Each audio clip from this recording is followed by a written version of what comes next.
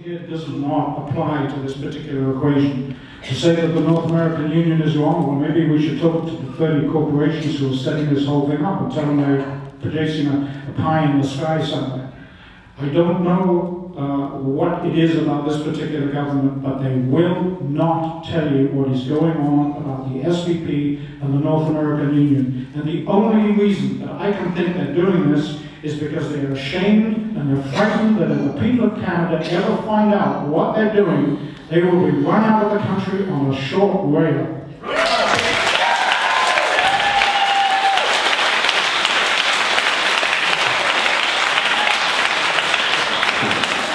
We're getting down to the last few minutes. We've got 17 minutes left. We'll take 1, 2, 3 questions. We're going to give you half a minute to ask a question and half a minute to each of the candidates to respond, and then the candidates will make their closing statements. So, please ask your question. Sorry, Sean, you ask. I would appreciate knowing what you will do to help U.S. war resistors stay in this country.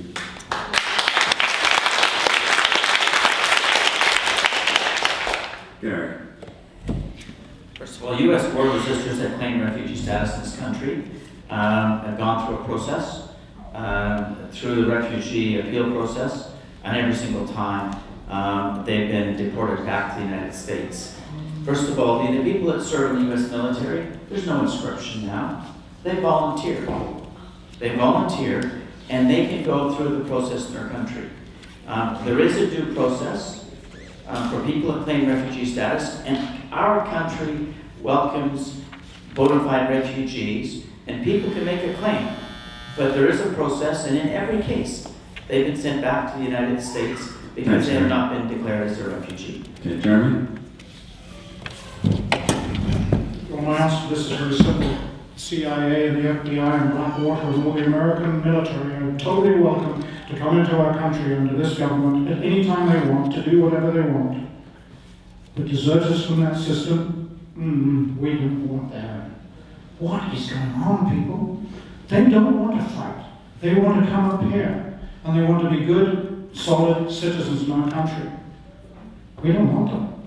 Is that what you don't want? Or is that what the government doesn't want? I want them. I think they would be good for us up here.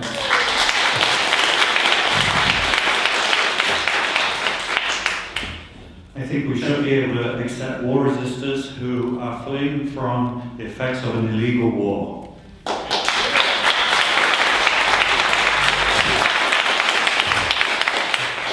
Trudeau, welcome to the Draft Dodgers. Thank God, because amongst you are some fabulous contributors to society, artists. What would Salt Spring be without the Draft Dodgers? And again, Mr. Dion has welcomed his arms to the war resistors.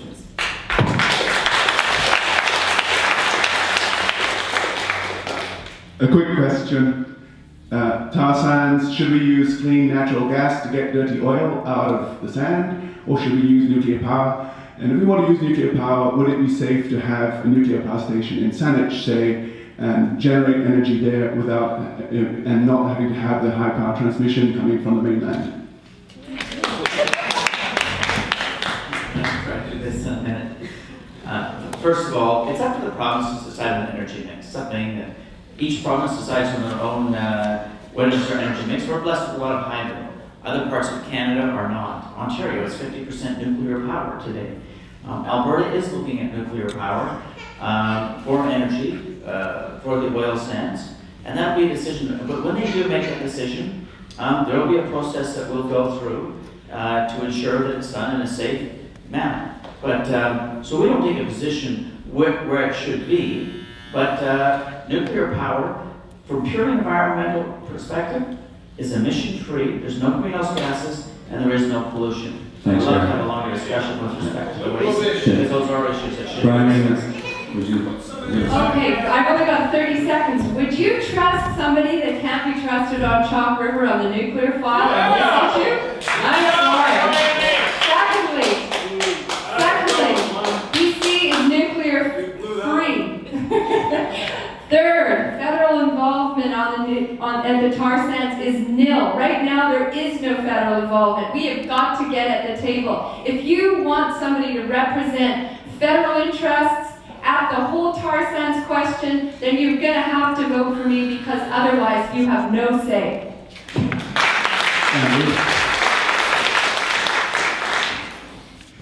I think Mr. Lunn is being a bit disingenuous, because the federal government does have a large say about nuclear power. The federal government regulates environmental standards and safety standards, and this government has undermined our regulatory body. In fact, Canada is now equal with Iran in politicizing our regulation agency. So no, we should not have nuclear power in the tar sands. Thank you very much. Has anybody here recently been up to the tar sands?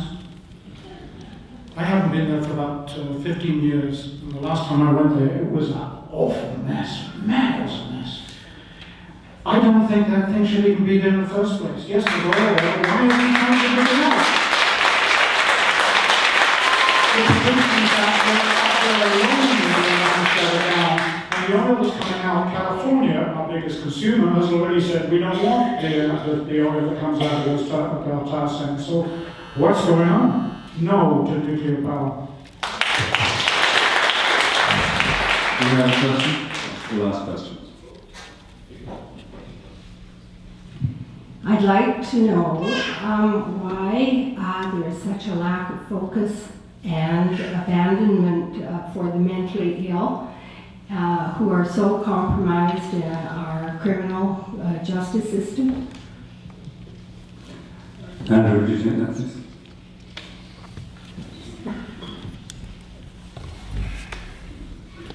Why? Why indeed?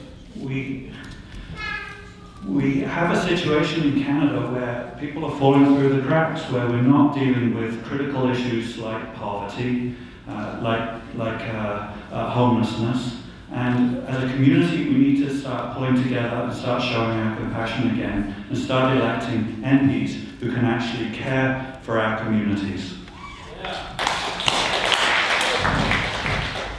The mentally ill were dropped off as a federal responsibility in our health system, and they are now back on, I can assure you, and we need now a government in power that is really going to seriously look at this issue from all its complexity and deal with it and work with every single jurisdiction on this issue, because it is huge. And the second point is that mental illness is going up for many, many reasons.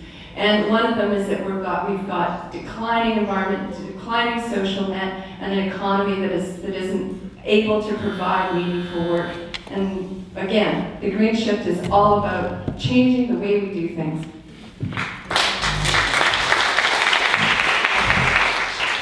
The question was concerning the justice system, and the fact is, I believe, and so does the Canadian Action Party, believe that the justice system is totally broken.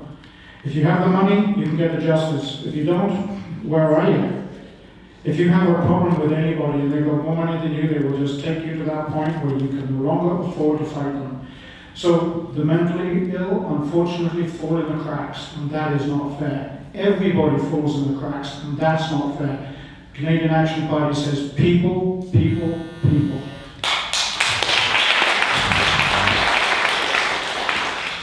I don't disagree with you now on the mentally ill. That is an area that we need to do a lot more on. I know Minister Flaherty has championed this cause. We've announced specific funding for programs with the mentally ill. We've increased funding in general to the provinces for health care. But the mentally ill are people who need to be looked after by society. And they often fall through the cracks, and as a result, they end up into the justice system. And so I absolutely don't disagree with you. There's a lot more that we should be doing there. Thank you.